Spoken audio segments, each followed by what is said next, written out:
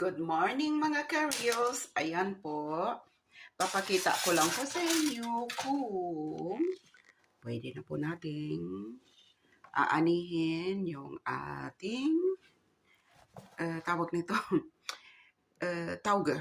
Ayan po. Kailangan po meron siyang mga ganun na mabigat sa taas na nilalagay para hindi po siya, ang bigat, para hindi po siya, ano tawag nito, yung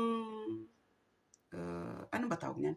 Yung hindi siya mapayat pag tumubo. Ganon po siya. Ayan po, tingnan po natin. Uy! Ayan po. Ayan. Ano lang po, try lang po natin na tingnan yung isa. Ayan po. Kailangan po ganito po yung itsura niya. Ayan.